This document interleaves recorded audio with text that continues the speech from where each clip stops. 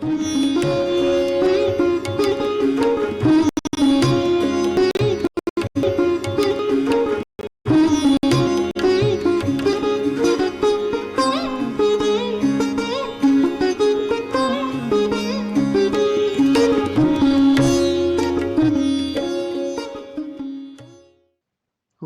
हुसैन साजिद उर्दू और पंजाबी के मुमताज शायर, अफसाना निगार, खाका निगार और नक्काद गुलाम हुसैन साजिद 1 दिसंबर सन 1951 को तहसील मियां चन्नू में पैदा हुए। इब्तदाई तालीम आबाई कस्बे में हासिल करने के बाद गवर्नमेंट कॉलेज साहिवाल से इंटरमीडिएट और government Islamia college civil lines Lahore से बीए के मराहिल तय किए। Oriental college Punjab university Lahore से पंजाबी और उर्दू में एमए की असनाद हासिल की। सन 1978 में महकमा तालीम पंजाब से वाबस्ता हुए। 6 बरस मरकज़े तहकीक व तरक्की निसाब लाहौर में फराइज अंजाम दिए। सन 1984 में मुल्तान में 13 बरस तक government college of science Multan और फिर गवर्नमेंट कॉलेज मुल्तान अब एमर्सन यूनिवर्सिटी में उर्दू अदबियात की तालीम दी। सन 1997 में government Islamia college railway road Lahore आए, जहां से सन 2012 में बहैसियत सदर शुबा रिटायर हुए। तवील अरसा सूबाई और मरकजी सतह की निसाब साजी में कलीदी किरदार अदा किया। गुलाम हुसैन साजिद जो लिसानी सतह पर तख्लीकी काम जारी रखे हुए हैं। उर्दू शायरी के 14 मजमूए शाया हो चुके हैं। मज़ामीर के उन्वान से 2 जिल्दों में कुलियात भी शाया हुई है। गुलाम हुसैन साजिद की पंजाबी शायरी के 6 मजमूए अशात पजीर हो चुके हैं। पंजाबी कहानियों और खाकों पर मुश्तमिल किताबों के अलावा मुतअद्दिद इंतखाबात मुरतब किए हैं। जदीद उर्दू अदब पर 4 तनकीदी किताबों के खालिक हैं। हल्का अरबाब ज़ौक़ के सेक्रेटरी भी मुंतखब हुए। गुलाम हुसैन साजिद को उनकी अदबी खिदमात के एतराफ़ में मुतअद्दिद एजाज़ात से नवाजा जा चुका है। आदाब। पाकिस्तान टेलीविज़न के प्रोग्राम सदरंग में आज हमारी दूसरी नशस्त है। उर्दू और पंजाबी में सफ़े अव्वल के शायर, पंजाबी कहानीकार, उर्दू नक्काद और माहिर तालीम मोहतरम जनाब गुलाम हुसैन साजिद साहब के साथ। साजिद साहब आदाब। बहुत शुक्रिया। साजिद साहब, आपको एमए के लिए उर्दू और पंजाबी दोनों में दाखिला मिला जी। आपने तरजीह दी पंजाबी को जी। कोई शौरी फैसला था, कुछ ख़ास असबाब थे? ये इसके ख़ास असबाब थे। मामला ये है कि उस वक्त जैसे अभी ज़िक्र हम कर रहे थे ढाका फाल का जी, तो उस ज़माने में पंजाब यूनिवर्सिटी ने बीए के 2 एग्ज़ाम लिए थे और दोनों सालाना थे। पहला अनाउंस किया कोई मार्च के लगभग जी, और उसका जो था उसमें 20% लोग जो थे वो सिर्फ 20% तालिब इल्म शरीक हुए। मैं भी उनमें से एक था। और जो दूसरा था वो कोई नवंबर में जाके हुआ, लेकिन उस वक्त ये अंदाज़ा नहीं था कि वो दूसरा भी होगा। अब जब हम यूनिवर्सिटी में दाखिले के लिए पहुंचे तो कहीं दाखिले हो ही नहीं रहे थे। मैं असल में एमए इकोनॉमिक्स करना चाहता था। जी हाँ, जी हाँ। लेकिन ये हुआ कि अब मैंने सोचा कि भाई वापस गांव जाना पड़ेगा, ये 6 महीने में क्या करूँगा। तो मैंने कहा कि चलें ओरिएंटल कॉलेज पता करते हैं, अगर कोई दाखिला वाखिला हो रहा है तो मैं ले लेते हैं। तो वहाँ एक मेरे दोस्त थे, उन्होंने बताया कि ये 2 डिसिप्लिन में दाखिला हो रहा है। ओरिएंटल कॉलेज, ओरिएंटल में। राइट। अच्छा, वहाँ ओरिएंटल के सारे डिसिप्लिन में हो रहा था। राइट। तो मैंने कहा कि फ़ारसी मैंने पढ़ी हुई थी बीए में, तो उन्होंने कहा कि फ़ारसी में, उर्दू में और पंजाबी में जो है दाखिला मिल सकता है और आप अप्लाई कर दें। तो खैर फ़ारसी से तो मुझे ज़्यादा दिलचस्पी नहीं थी, जितनी बीए में पढ़ी थी काफ़ी थी मेरे लिए। तो मैंने इनमें अप्लाई किया। دونوں میں ہو گیا داخلہ. تو جب اردو سے نکل کے میں انٹرویو دے کے اور یہ بتا دیا گیا مجھے کہ آپ جو ہے وہ فیس بھریں، پنجابی کی طرف آیا تو وہاں سوچا کہ یہاں بھی ہوتا جاؤں. تو وہاں میں انٹرویو دینے والا پہلا شخص تھا، تو میرا رول نمبر بھی پھر ایک ہی ہوا. وہاں داخلہ لینے کی وجہ یہ بنی کہ وہاں جو اساتذہ تھے، نجم حسین سید اور علی عباس جلال پوری اور آصف خان اور شریف کنجائی صاحب، انہوں نے مجھے یہ طمع دیا، لالچ دیا کہ بھئی ہم آپ کی فیس بھر دیتے ہیں، آپ داخلہ لے لیں. تو میں نے کہا کہ چلیں داخلہ لے لیتے ہیں، ہاسٹل مل جائے گا، جب دوبارہ ایڈمیشن شروع ہوں گے اور اکنامکس کا ایڈمیشن شروع ہوگا تو میں نکل جاؤں گا. لیکن یہ ہوا کہ جب میں نے داخلہ لے لیا تو میری دلچسپی بھی پیدا ہونی شروع ہوئی. اور شعر تو میں پنجابی میں پہلے بھی کہتا تھا، لیکن اب اس کو میں نے کلاسک کو پڑھنا شروع کیا. نجم صاحب کے گھر نشستیں ہوتی تھیں، ان کے گھر کی نشست کی جی بیٹھک، اپنی ایک روایت ہے. جی بیٹھک جو تھی وہ ہم ہی لوگوں نے شروع کی تھی ویسے اتفاق سے. اس میں بڑے بڑے لوگ آتے تھے. وہاں ان نشستوں بن کا، گیا. ہاں ان نشستوں کا جو مزہ تھا، پھر میں نے سوچا کہ جب پڑھنا ہی ہے تو چلو یہی پڑھ لیتے. یہ پڑھ لیتے ہیں. لاہور میں جو آپ کا ادبی حلقہ وسیع رہا، بہت وسیع تھا. کم و بیش، اور آپ کبھی بھی کسی دھڑے سے منسوب نہیں ہوئے، لیکن ایک خاص نام اس میں تھا، محمد خالد. جی بہت ہی منفرد شعری لہجہ اور شعری ذوق رکھتے. بے شک. میرا تاثر یہ ہے کہ کچھ ان کی کم گوئی اور کچھ اہل دنیا کا طرز تپاک، محمد خالد کو وہ مقام نہیں مل سکا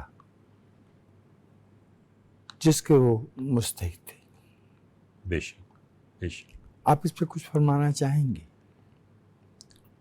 اصل میں خالد صاحب جو تھے، ان کی کم گوئی جو ہے نا، وہ ایک بہت بڑی وجہ تھی اس کی. اور اس سے بھی زیادہ بڑی وجہ یہ تھی کہ وہ چھپنا نہیں چاہتے تھے. آپ شاید یہ سن کے تھوڑے حیران ہو کہ ان کی جتنی بھی شاعری چھپی ہے رسائل میں، وہ یا میں نے بھیجی ہے یا مرزا حامد بیگ نے بھیجی. یعنی انہوں نے اپنی مرضی سے کسی رسالے کو کوئی چیز نہیں دی. پھر یہ کہ اس میں وقفہ اتنا طویل آتا تھا، یعنی ان کے لکھنے کی جو رفتار تھی وہ اتنی کم تھی کہ وہ جو ایک تواتر چاہیے وہ ان کو اس کو برقرار نہیں رکھ پاتے تھے. بہت طویل وقفے آتے تھے، اور بلکہ وہ مجھے بھی کہتے تھے کہ تم اتنا زیادہ کیوں لکھتے ہو. تو یہ ایک اس پہ بات الگ سے کریں گے. ہاں اس پہ الگ سے بات ہو سکتی. تو یہ ساری جو چیزیں تھیں وہ مل کر جو تھیں ان کو اس طرح سے انہوں نے ابھرنے نہیں دیا. دوسری وجہ یہ ہے کہ جو ادبی حلقے ہوتے ہیں ان میں فعال ہونا، ان میں جانا، اپنی لوگ دھڑے بناتے ہیں وہ دھڑے بنانا، یہ ہم میں سے شاید کسی کو بھی نہیں آتا تھا کہ ہم آگے جا کر بڑھ بڑھ کر جو ہے وہ لوگوں سے ملیں. ہم یوں سمجھ لیجئے کہ اس زمانے کے جو نوجوان درویش تھے وہ تھے ہم لوگ. تو اس درویشی کی ایک وجہ بھی جو تھی شاید ان کے معروف نہ ہونے میں یا ان کو تسلیم نہ کرنے کی وجہ بنی. لیکن یہ کہ ان کی جو شعری قدکاٹ ہے، ابھی میری ملاقات ہوئی احمد مشتاق صاحب سے، تو انہوں نے ایک ہی آدمی کے بارے میں مجھ سے پوچھا کہ بھی اس کا کیا حال ہے، تو وہ محمد خالد. یعنی تقریباً 30 برس کے بعد بھی اگر احمد مشتاق کو محمد خالد یاد تھے، بالکل یاد تھے، مطلب 30 سے بھی زیادہ ہوں گے. 83 میں گئے ہیں یہاں سے 40 برس. ہاں 83 میں گئے ہیں تو مطلب 50 برس ہو گئے نا تقریباً. تو 50 برس کے بعد بھی اگر ایک آدمی کسی کو یاد ہے، بلکہ انہوں نے کہا کہ یار تمہارے وہ ایک دوست ہوتے تھے اور بہت اچھے شاعر ہوتے تھے، خالد آفاق کی، تو ان کا کیا حال ہے. میں نے بتایا کہ وہ دنیا سے رخصت ہو گئے. تو انہوں نے کہا یار بہت اچھے شاعر تھے. تو اگر احمد مشتاق کو وہ یاد ہیں، اگر وہ شمس الرحمان فاروقی کو یاد ہیں، اگر وہ زبیر رضوی کو یاد ہیں، اگر وہ محمد سلیم الرحمان کو یاد ہیں، اور اتنی کم یعنی چیزوں پہ 50-60 سے زیادہ چیزیں نہیں ہوں گی ان کی. جی ہاں. اس کا مطلب یہ کہ کچھ تو ان میں چیز ایسی تھی نا جو یاد رکھنے والی تھی. وجہ یہ تھی کہ ایک تو کلاسک کا بہت ان کو گہرا شعور تھا. صحیح فرمایا. پھر جو ہماری جو یہ تحریک ہے جس کو ہم جو ہے وہ اساطیری غزل کی تحریک کہتے ہیں، اس کے وہ بنیاد گزار ہیں. بلکہ صرف بنیاد گزار ہی نہیں، نظریہ ساز ہے. یہ میں بات یہاں ٹی وی پہ بتانا چاہ رہا ہوں کہ جو پہلے جو 3 لوگوں نے یہ سوچا کہ اس طرح کا کام ہونا چاہیے، اور جو ہمارے زمانے کا استعارہ جو وہ خواب ہے اور اس سے جوڑ کر جو باتیں ہیں، یہ سب سے پہلے خالد صاحب نے اس چیز کو دریافت کیا، محمد خالد نے. پھر ہم نے اس کو سراج منیر سے ڈسکس کیا. پھر سراج نے، میں اور خالد نے بیٹھ کے اس پہ بہت طویل جو ہے وہ گفتگویں کی. اور پھر سراج نے اپنا وہ مضمون لکھا، یہ رنگ ہے اور یہ کہیں کا. تو وہ میرے ہی مطلب ایک شعر سے وہ ٹکڑا لیا گیا ہے، جو ہم سمجھتے ہیں کہ اس ساری جو نظریہ سازی اس کی بنیاد اس مضمون سے جو پڑی. جی. خالد صاحب ایک بہت بڑے آدمی تھے، صاحب مطالعہ تھے، پڑھتے بہت تھے، کاش وہ اتنے لکھتے بھی. اور شعر فہمی کمال کی شعر فہمی تھی، غیر معمولی. غیر معمولی. ساجد صاحب، آپ کے تخلیقی سفر میں ایک منزل سویرا، جی بالکل. اور وہاں سلیم الرحمن صاحب، شیخ صلاح الدین صاحب، احمد مشتاق، انتظار حسین، صلاح الدین میں یہ جو آپ کا دوسرا حلقہ تھا جی. جہاں سے آپ گزر کے آئے تھے، ان سے بہت مختلف تھے. بے شک. تو کیا ان بڑے تخلیق کاروں کے ساتھ، یہ سب کو قامت لوگ، آپ کے اپنے جو تخلیقی رجحانات تھے، اس پہ اس کا کچھ اثر ہوا؟ بہت. فرمائیے. وجہ یہ ہے کہ یہ تو میرے ہمیشہ سے آئیڈیل تھا. جی. یعنی میرا اگر کوئی خواب تھا کسی زمانے میں، بلکہ شاید اب بھی ہے، جی. وہ سویرا میں شائع ہونا تھا. واہ واہ میں سمجھتا تھا کہ میری جو منزل ہے وہ سویرا ہے. واہ. ہمارے ایک دوست نے کہا کہ کسی جگہ پہ طنز کرتے ہوئے کہ غلام حسین ساجد نے تو جو ہے وہ کھلونا سے اور بچوں کی دنیا سے لکھنا شروع کیا تھا. تو میں نے کہا کہ وہ سویرا میں بھی چھپتا ہے. تو اور جس میں آپ کو چھپنا نصیب نہیں ہوا. میرا تو سویرا ایک خواب تھا. اچھا، پھر میری خوش قسمتی کا یہ کہ لاہور آنے کے کوئی 2 برس بعد یا 3 برس بعد محمد سلیم الرحمن سے ملاقات ہوئی، اور انہوں نے مجھے کہا کہ ملنے آیا کرو، اور میں پھر باقاعدگی سے ان محفلوں میں جانا شروع ہوا. میں نے وہاں جتنے بھی بڑے لکھنے والے ہیں اس زمانے میں جو لاہور موجود تھے یا لاہور سے باہر موجود تھے، اور وہ آتے تھے اور سلیم صاحب سے ملتے تھے، ان سب سے میری بھی ملاقات رہی. ایک تو مجھے یہ فائدہ ہوا کہ سلیم صاحب کتابیں تجویز کرتے تھے میرے لیے، اور ظاہر ہے کہ وہ دنیا بھر کی کتابیں تجویز کرتے تھے. تو میں نے جو مطالعے کی جو میری کہہ لیجیے اس میں جو بہتری ہوئی ہے، اور جو مجھے پتہ چلا کہ میرے ارد گرد کیا ہو رہا ہے، وہ سلیم صاحب کی ریکمنڈیشن سے جو ہے وہ ہوا. دوسرا یہ ہوا کہ مجھے یہ پتہ چلا کہ مجھے اب کیا نہیں لکھنا ہے. بہت اہم بات. ہاں، کیونکہ جب میں نے سویرا کو پڑھنا شروع کیا، میں نے شعور کو پڑھا، جب اس سطح کے پرچے جو ہے میری نظر میں آئے اور میں نے ان کو بہت غور سے، بہت توجہ سے پڑھا، تو مجھے لگا کہ مجھے ان لوگوں کے درمیان کہیں ہونا چاہیے اور جگہ بنانی چاہیے. میرے اندر ایک تبدیلی جو آنی شروع ہوئی. اچھا، جب آپ کی مطالعے کا رخ بدلتا ہے تو سیدھی سی بات ہے کہ آپ کا جو تخلیقی تجربہ ہے اس میں بھی اس کے اثرات جو لازماً ہوتے ہیں. تو وہ جس گروپ کا یا جس ایک گروہ کا آپ نے ذکر کیا ہے، اس سے میں جو ہے بچھڑتا چلا گیا، اور ادھر میرا جو ہے وہ آنا شروع ہوا. اور ایک زمانہ وہ آیا کہ مجھے احمد مشتاق نے کہا اور مجھے سلیم صاحب نے کہا. میں نے کبھی خواہش نہیں کی کہ اپنی غزل ان کو دوں، کبھی یہ کوشش نہیں کی. جب مجھے کہا گیا نا کہ اپنی چیزیں دو، تب میں نے پہلی دفعہ اپنی کوئی چیز چھپنے کے لیے دی. تو میں سمجھتا ہوں کہ میرے لیے وہ لمحہ اتنا خوشی کا تھا کہ جب سویرا کے مدیر نے یا محراب کے مدیر نے مجھے کہا کہ یار تم ہمارے لیے کیوں نہیں کوئی چیز دیتے. واہ واہ واہ. آپ کے لیے ایک خاص لفظ استعمال کیا جاتا ہے، اب مجھے یہ معلوم نہیں کہ وہ تحسین کے زاویے سے کرتے ہیں یا آپ جانتے ہی ہیں چشمک تو ہوتی ہے، اگرچہ نہیں ہونی چاہیے جی جی تخلیقی لوگوں میں، وہ ہے زود گوئی. آپ زود گوئی میں اور تخلیقی وفور میں کیسے فرق کرتے ہیں؟ اچھا، زود گو میں ہوں نہیں. زود گو شاید اس لیے لگتا ہوں کہ جو میرے جو میں نے جو لکھا ہے اور اس کی جو کتابی صورت ہے وہ نسبتاً زیادہ ہے. اور وہ اس لیے لگتی ہے کہ وہ شاید سمجھتے ہیں کہ میں سارا سال یہی کام کرتا رہتا ہوں. تو میں نے تو ابھی عرض کیا تھا نا کہ میں تو بنیادی طور پہ قاری ہوں، کتابیں میں پڑھتا ہوں اور وہ میرا پہلا عشق بھی وہی ہے، اب بھی وہی. مجھ پہ جو تخلیقی ایک وفور طاری ہوتا ہے وہ مجھے بے بس کر دیتا ہے. واہ. یعنی میرے بس میں نہیں ہوتا.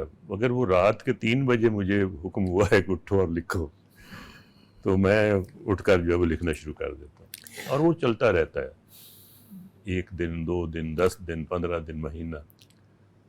اس کے نتیجے میں ایک پوری کتاب تیار اس ہو. کو وہ جو رات کے 3 بجے ہے جی، اس کو نوائے سروش کہتے نوائے سروش تو شاید غالب نے کہا تھا، لیکن چلیں نوائے سروش ہی کہہ لیں، لیکن کوئی آواز مجھے کبھی آتی ہیں، نہیں. لیکن وہ ایک ہوتا ہے لیکن کہ ہوتا تھا. اچھا، اب اس وقت جو ہے نا، میں اگر شاعر ہوں تو میں اس وقت شاعر ہوتا ہوں. وہ یوں سمجھیے کہ سال کے 365 دنوں میں اگر وہ 13 دن ہے تو 352 دن میں شاعر نہیں.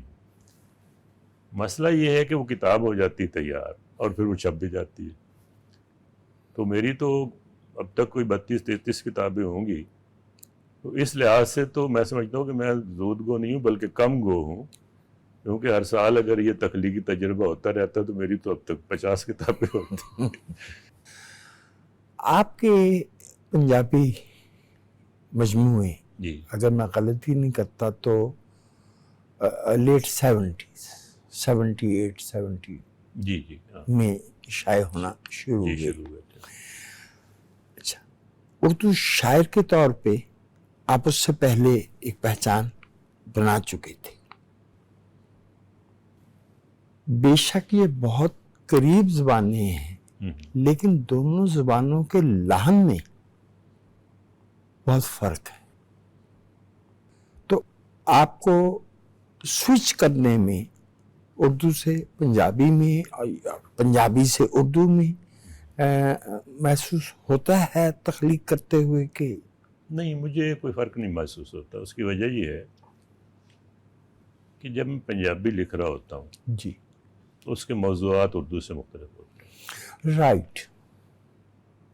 اس کا جو لوکیل ہے وہ بھی مختلف ہوتا ہے، اور اس کا جو تجربہ ہے میرا، جو پنجاب کے ساتھ ایک میرا جو رشتہ ہے اور تعلق جو ہے، اور پھر اس کے کلاسک سے اور وہ سارا، کیونکہ اس نے اتفاق سے میں دعویٰ کر سکتا ہوں کہ میں نے پنجاب کا سارا کلاسک جو ہے وہ پڑھا ہوا، اور صرف پڑھا نہیں ہوا بلکہ جس کو کہتے ہیں سبکن پڑھا. اس کے اثرات ہیں. پھر میں یہ بھی چاہتا ہوں کہ جو زندگی سے تجربہ میں نے حاصل کیا ہے وہ بھی میں اپنی زبان میں جب بیان کروں. تو جب میں پنجابی لکھ رہا ہوتا ہوں تو میرے وہ اثرات ختم ہو جاتے ہیں جو شہری تہذیب کے یا مدنی تہذیب کے اثرات مجھ پر ہیں، وہ بالکل ختم ہو جاتے ہیں. میں ایک وہی بار کا رہنے والا علاقے کا آدمی بن جاتا ہوں اور اسی میں لیو کرتا ہوں. وہ مجھ پر ایک انگریزی میں مضمون لکھا تھا سہیل احمد خان نے، تو اس میں انہوں نے کہا تھا کہ یہ اس کو اگر آپ نے ساجد کو مکمل سمجھنا ہے تو دونوں زبانوں کو پڑھنا ضروری ہے، کیونکہ ایک میں اس کا جو تجربہ ہے، شہر کا جو تجربہ ہے اور شہر کی جو تہذیب ہے اور شہر کی جو مدنیت ہے وہ ساری اس میں نظر آتی ہے، اور دوسرے میں پنجاب نظر آتا ہے. اور پنجاب جو ہے اگر آپ اس گھومنا شروع کریں، خاص طور پر میری شاعری کے جو علاقہ ہے اس میں اگر گھومنا شروع کریں، تو ریاض احمد صاحب نے ایک جگہ لکھا ہے کہ میری کتاب پر تبصرہ کرتے ہوئے کہ مجھے یوں لگتا ہے کہ میں ان جگہوں کو پہچان لوں گا بے شک ان کے نام کتاب میں موجود نہ بھی ہوں. تو مجھے لگتا ہے کہ جب میں نے جو مطالعہ کیا ہے، جو میں نے سیکھا ہے، جب اس کا مجھے اظہار کرنا ہوتا ہے تو شاید میں اردو لکھتا ہوں، اور جب میں مجبور ہو جاتا ہوں اپنی مٹی کے ساتھ ایک رشتہ قائم کرنے کے لیے، یا مجبور کر دیا جاتا ہوں کہ کسی تخلیقی کہہ لیجیے کہ تحریک کے ذریعے، تو اس وقت پھر میں پنجابی لکھتا ہوں. بجا فرمائے. تو مجھے تو ذاتی طور پر کبھی سوئچ کرنے میں کوئی مسئلہ نہیں ہوتا. رائٹ. مثلا پچھلے برس میری 2 کتابیں آئی ہیں، ایک پنجابی شاعری کی کتاب ہے کن دے گن، اور ایک اردو شاعری کی کتاب آئی ہے باغ نشاط کی طرف. دونوں ساتھ ساتھ چلی ہیں. یہ کن کے گن کا جو ٹائٹل ہے، جی یہ کنہوں نے بنایا؟ یہ ڈاکٹر محمود ناصر ملک نے بنایا، اور یہ وہ بیل گاڑی تو انہیں شاعر کے طور پہ جانتے ہیں، وہ مصور بھی ہیں. مصور ہے. یہ وہ بیل گاڑی ہے جو ہڑپا سے نکلی تھی، وہ بنائی گئی اس کے اوپر. ساجد صاحب، یہ جو آپ کے تعلیمی زندگی کے جی آخری برس میں ایک قریب اچانک ایک لہر اٹھی، بہت سے اعلیٰ پائے کے پنجابی شاعر اچانک منظر پہ آ گئے.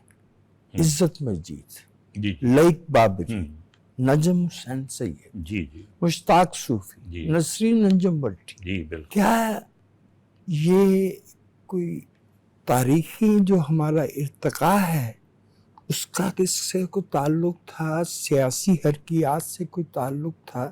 یہ ایسے ہوتا تو ہے جیسے 36 میں، یا جیسے امریکن ڈرامہ میں اچانک ہم دیکھتے ہیں کچھ برس ایسے آتے ہیں. اصل میں یہ تھا کہ 72-73 میں ہم لوگ جو تھے نا، وہ جی نجم صاحب سے ایک ہمارا نسبت بنی، اور ابھی ہم نے بیٹھک کا ذکر کیا. جی تو یہ سب لوگ اس بیٹھک کے لوگ ہیں، اور اس کی ہماری تربیت میں ظاہر ہے کہ اس کا بہت حصہ ہے. ایک تو ہمیں یہ پتہ چلا کہ جو ہماری جو شاعری ہے، پہلے ہم سے جو پہلے پنجابی شاعری کی جا رہی ہے، اس شاعری میں ہم نے محسوس کیا کہ نیا پن موجود نہیں. یعنی جو دنیا میں لکھا جا رہا ہے وہ کم از کم ہمیں پنجابی میں لکھنے والوں میں نظر نہیں آتا تھا. تو ہمارے اندر کہیں یہ تڑپ تھی، جس میں مشتاق صوفی بھی شامل تھے، جس میں جو ہے وہ عزت مجید بھی شامل تھے، اور نجم صاحب تو آلریڈی پہلے بھی لکھ رہے تھے، اور لائق بابری تھے، وہ تو لکھ رہے تھے. تو ہم میں ایک خواہش تھی کہ ہم جو ہماری نظم ہے اس کو منظور اجاز ہم میں یہ تھا کہ ہم کسی سطح پہ نا اپنی نظم کو دنیا بھر میں جو نظم لکھی جا رہی اس نظم کے قریب کر لائیں. آپ نے غور کیا ہوا کہ ان میں کوئی آدمی بھی غزل لکھنے والا نہیں، کیونکہ ہم سمجھتے تھے کہ غزل جو ہے اس کی جو فارمیٹ ہے، جو کام ہم کرنا چاہتے ہیں شاید اس کو وہ پوری طرح سے سنبھال نہیں سکتی. اچھا میں تو اردو میں غزل کا شاعر ہوں، لیکن میری ایک ہی نظم کی کتاب اردو میں، اور پنجابی میں غزلوں کی ایک ہی کتاب ہے، باقی سب نظموں کی کتاب ہے. اور ہمیں کہیں لگتا تھا کہ ہمیں نا ایٹ پار لانا ہے، ہماری جو شاعری ہے پنجابی شاعری جو ہے دنیا بھر کی شاعری کے. دوسری وجہ تھی کہ جو اس زمانہ جو تھا اس کی جو سیاسی صورتحال تھی، اس کے اثرات جو تھے وہ بہت واضح ہیں. اس نے بھی ہمیں نئے ڈھنگ سے سوچنے کے ساتھ جو ایک کہہ لیجیے کہ اس میں ہماری مدد کی. اور تیسری وجہ جو ہے وہ تو نجم حسین سید اور علی عباس جلال پوری، کیونکہ وہ ہمارے مینٹر تھے، اور انہوں نے ہمیں یہ بتایا کہ ہمیں کیا لکھنا ہے اور کیسے لکھنا ہے. تو ایک تحریک سمجھ لیجیے کہ شروع ہوئی، اور اس کے اثرات بہت طویل تھے. علی عباس جلال پوری کا تشخص ذاتی جو ہے وہ ادبی سے زیادہ فلسفے کا ہے، اور اس کا ہے. لیکن آپ بجا فرما رہے ہیں پاکستان ٹیلی ویژن کے پروگرام صدرنگ میں ہم گفتگو کر رہے ہیں اردو اور پنجابی میں صفحے اول کے شاعر، پنجابی کے کہانی کار، نقاد اور ماہر تعلیم محترم جناب غلام حسین साजिद साहब के साथ एक वक्फे के बाद दोबारा आपकी खिदमत में हाजिर होती है।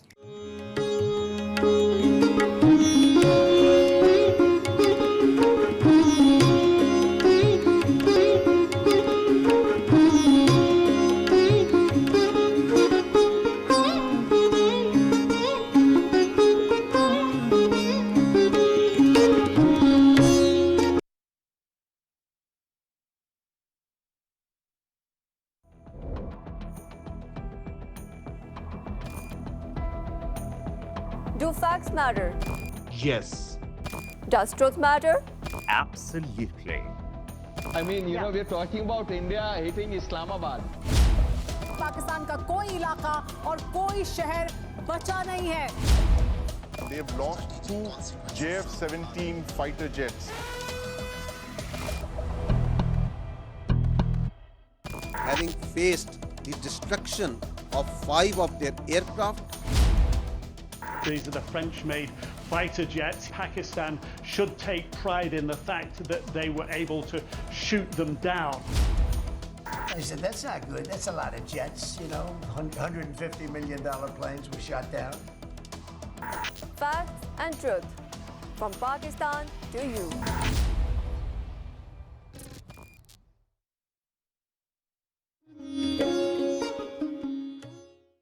पाकिस्तान टेलीविज़न के प्रोग्राम सदरंग में एक वक्फे के बाद हम दोबारा आपको खुशामदीद कहते हैं और हम गुफ्तगू कर रहे हैं उर्दू के सफ़े अव्वल के शायर, पंजाबी शायर, कहानीकार, नक्काद, माहिर तालीम मोहतरम ग़ुलाम हुसैन साजिद साहब से। साजिद साहब, आपकी उर्दू शायरी की अब तो 2 कुलियात आ गई और दोनों में 6 मजमूए हैं, उसके बाद भी आपके जी 2 उर्दू मजमूए आए हैं। लेकिन आपको उर्दू शायरी के किसी ख़ास मकतब से, किसी ख़ास तहरीक से, जैसे अब उसी ज़माने में नई लिसानियात वाला मामला भी आया, वो ग़ालिबन आपके यहाँ उस तरह से नहीं, क्या आपने शौरी कोशिश की कि आपने अपने शेरी तजुर्बे को अपना रखना है और इसे किसी हजूम का हिस्सा बनने से रोकना है? जी बिल्कुल, इसमें शौरी कोशिश का जो है वो बड़ा दखल है। असल में जब मैं पंजाबी शायरी जब मैंने पढ़ना शुरू की तो मैंने देखा कि उसका लहन जो है या उसकी जो फ़िज़ा है वो उर्दू शायरी से बड़ी मुख्तलिफ है। जी। अच्छा, उर्दू शायरी पढ़ते हुए मुझे एक बात बहुत तकलीफ़ देती थी, वो था उर्दू गज़ल का हीरो। मुझे लगता था कि ये अजीब आदमी है कि महबूब के दर पे पड़ा हुआ है और वो रकीब की तरफ, वो महबूब का जो सारा रुझान है वो रकीब की तरफ है और इसको उससे कोई तकलीफ भी नहीं होती। ये सब बुजुर्गों के साथ होता है। अपनी दफ़ा 2 आंखें भूल जाती हैं। मैंने सोचा कि जो उर्दू गज़ल का जो हीरो है ना, इसकी सूरत बदल जी ख्याल मुझे फ्रैंकली पंजाबी शायरी से आया। इनफालियत ज़्यादा पाई जाती है। तो मैंने कहा ये इनफालियत ख़त्म होनी चाहिए। तो मैंने अपना जो शायरी थी, जो मेरी गज़ल जो थी, उसमें उर्दू गज़ल में मैंने एक ऐसा हीरो मुतारफ़ करवाना शुरू किया और वो 75-74 के लगभग मैंने ऐसी गज़लें लिखनी शुरू की कि जिनसे उर्दू गज़ल का जो बातन है वो किसी तरह तब्दील किया। मेरा ये मसला था कि उर्दू गज़ल का बातन तब्दील होना चाहिए और अल्हम्दुलिल्लाह के शमसुरमान फ़ारूकी ने लिखा एक जगह कि ग़ुलाम हुसैन साजिद ने उर्दू गज़ल का बातन बदल दिया। अच्छा, उससे एक पहली किताब मेरी वजूद में आई। फिर मैंने सोचा कि ये जो फ़र्द फ़र्द शेर कहने वाला काम है, इसकी बजाय कोई एक ऐसा काम क्यों न किया जाए कि तमाम गज़लें मिलकर एक किताब, एक तवील नज़म बन जाए। जैसे अनासरित मेरी एक किताब है, तो वो सारी वो मजमुआ जो है वो एक असल में एक नज़म है जो 100 गज़लों में बैठी हुई है। बस मुझे कुछ ऐसे ख़यालात आते गए और मैंने सोचा कि मुझे किसी तहरीक से वाबस्ता होने की क्या ज़रूरत है, मैं खुद एक तहरीक क्यों न बनूं। आपने 13 बरस मुल्तान में जी पढ़ाया। एक तो वो खित्ता मरदम खेज़ है لیکن وہ جو خاص عرصہ تھا جی وہ تو ملتان میں اساطیری جو کہا جاتا ہے ہریالی کے برس، بے شک، بے شک، ایک سے بڑھ کے ایک. بے شک، بے شک. اس زمانے کے ملتان کے بارے میں آپ کے مشاہدات، شخصیات کے بارے میں، تمدنی فضا وہاں کی، باوجود اس کے کہ وہ معاشی طور پہ اور سیاسی طور پہ باقی پنجاب سے بہت الگ اس کا مزاج ہے، لیکن چاہیں گے کہ آپ نے کیا جی میں محسوس کیا؟ 84 میں ملتان گیا تھا. Right sir. یعنی لاہور ہی میں تھا، لاہور سے پھر میں اپنی مرضی سے میں نے اپنی پوسٹنگ وہاں کروائی. اور وہاں اس زمانے میں جو فضا تھی، ادبی فضا، اس میں جیسے کہ آپ نے فرمایا کہ تقریباً تمام بڑے نام اس وقت موجود تھے.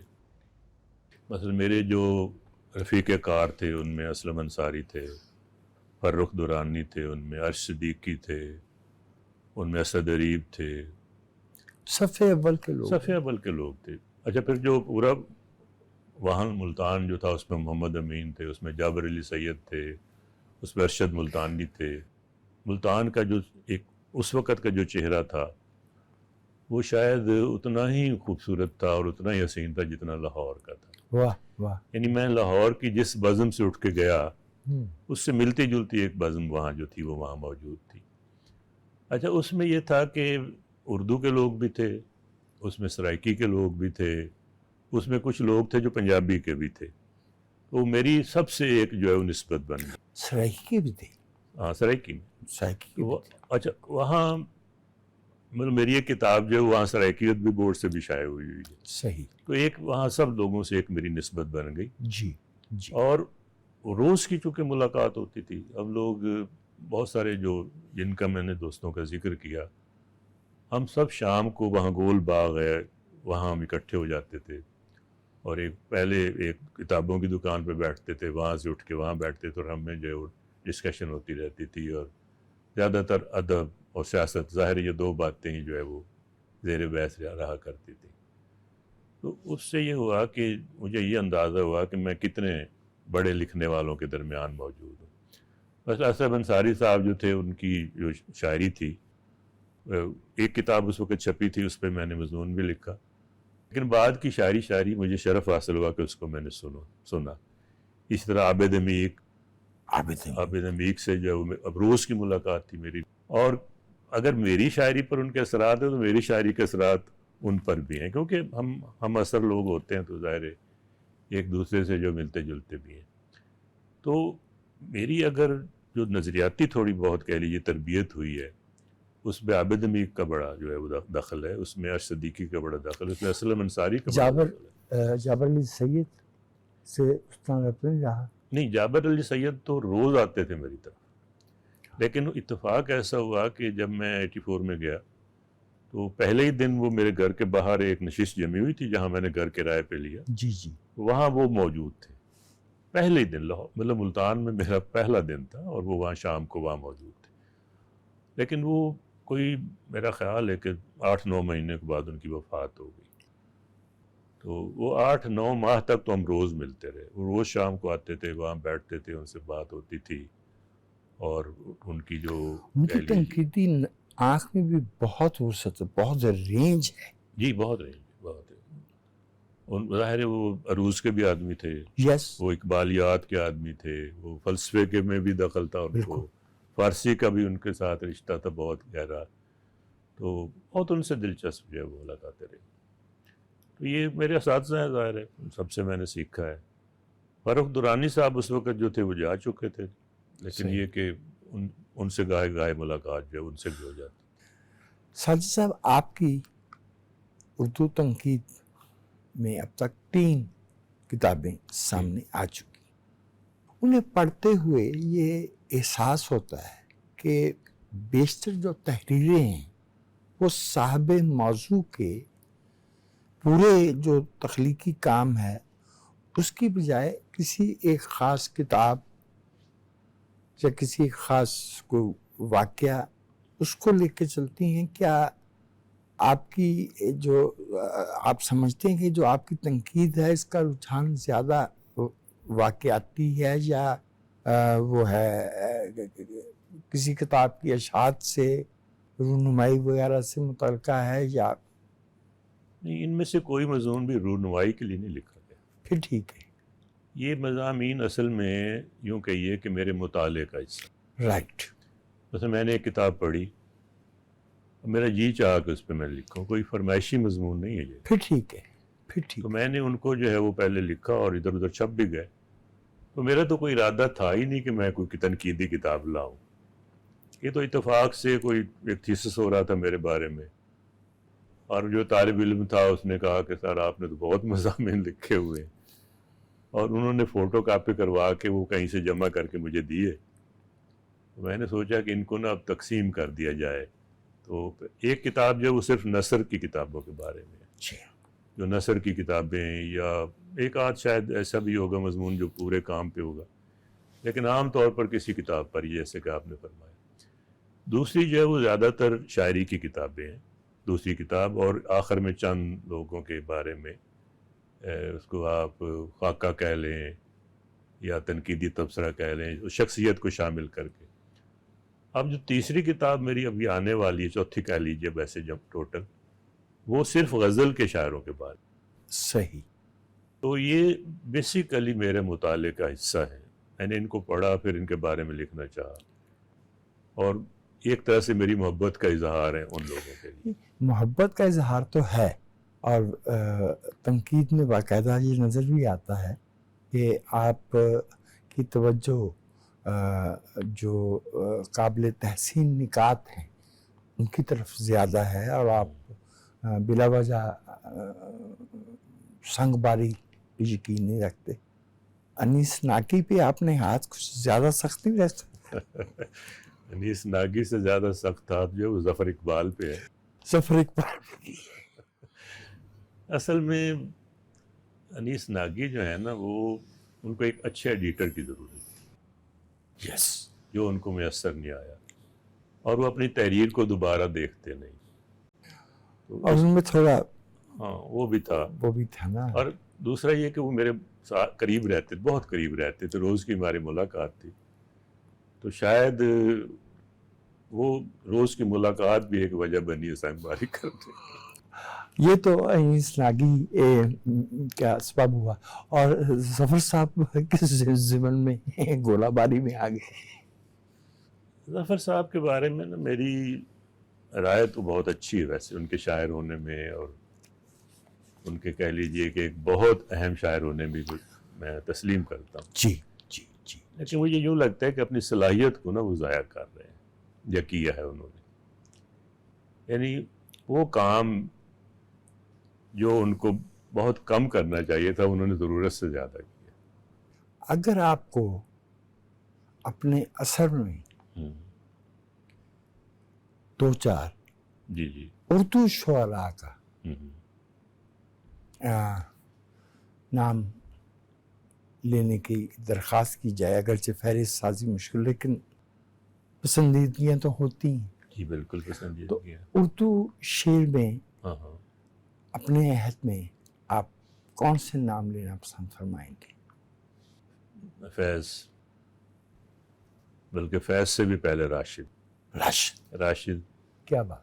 پھر فیض. جی. اس سے اگر میں آگے آؤں گا تو پھر محمد سلیم الرحمان، احمد مشتاق. پھر اگر اس سے آگے آؤں تو پھر ثروت حسین، محمد اظہار الحق، خالد اقبال یاسر، اور شاہدہ حسن، مطلب خواتین جو ہماری لکھنے والی ہیں. اور پھر اس محمد خالد ہے. اور اس کے بعد قمر رضا شہزاد اچھے شاعر ہیں. اور وحید احمد، وہ بہت اچھے شاعر ہیں. تو یہ کچھ لوگ ہیں جن کو مطلب میں بڑی توجہ سے پڑھتا ہوں. اچھا، صابر ظفر کا نام میرے ذہن میں نکل گیا. صابر ظفر جو ہے وہ بڑا اچھا کام کر رہے ہیں، اگرچہ وہ بھی ظفر اقبال صاحب کی طرح، ان سے بھی مجھے تھوڑی سا اختلاف ہے کہ انہیں بھی ایک کام کو اتنا زیادہ نہیں کرنا چاہیے. بیان ہی یہ جو نام آپ نے لیے، یہ سب میں یہ سب مستند ہے. ان کا نشان جو ہے وہ اردو شعر کی تاریخ پہ موجود ہے، اس سے کوئی انکار نہیں۔ اگر ایسے ہی آپ سے درخواست کی جائے کہ پنجابی شاعری، پنجابی میں بڑا بلکہ مسئلہ، پنجابی کہانی بھی اگر آپ جی اس میں میں شامل کریں۔ پنجابی میں بڑی مشکل ہے۔ اس کی وجہ یہ ہے کہ ایک زمانے میں نے کتاب ایک لکھنا آغاز کی تھی، اس میں 20 شاعر میں نے پنجابی کے منتخب کی، پھر میں نے ان کو پڑھنا شروع کیا اور بلک میں پڑھا، یعنی وہ کام جو میں نے اردو میں نہیں کیا وہ یہاں کرنا شروع کیا کہ بھی لکھا جائے تو مجموعی کام پہ لکھا جائے، تو وہ تعداد کم ہوتی چلی گئی اور وہ پروجیکٹ میرا ناکام ہو گیا۔ پنجابی میں نجم صاحب ہیں، نسرین ہیں، نسری، مشتاق صوفی ہیں، مظہر ترمذی ہیں، اور اس کے بعد مطلب مجھے کوئی اتنا ایسا بڑا نام یاد نہیں آتا۔ یا اگر ملتان کی طرف رخ کر رہے ہیں تو اشو لال ہیں اور رفعت عباس ہیں، تو یہ 5-6 شاعر ہیں جو میں سمجھتا ہوں کہ، یا عابد عمیق ہیں، تو یہ 6-7 شاعر ہیں جو میں سمجھتا ہوں کہ جو پنجابی میں جنہوں عابد نے، عمیق کو بھی کافی نظر انداز کیا۔ ہاں بہت نظر انداز کیا۔ وہ بہت اچھا، کہانی میں جو ہے پنجابی میں کہانی میں بھی بہت کم نام ہے، مثلاً جو ماضی کے نام ہیں وہ تو خیر ہیں ہی، لیکن ہمارے عہد میں جو نیم سکھ ہیں وہ ہیں، لیکن مسئلہ یہ ہے کہ وہ کہانی سے زیادہ ناول کی طرف ان کا رجحان ہے۔ کہانی میں زبیر احمد ہیں جن کو لکھا، اچھا زاہد حسن ہیں تو انہوں نے بھی ناول زیادہ لکھے ہیں، کہانی ذرا کم لکھی ہے۔ پروین ملک ہیں، اور پھر شاید انہوں نے ہمیں اس پروگرام میں عزت بخشی۔ پروین ملک سے ہماری بہت اچھی نشست رہی۔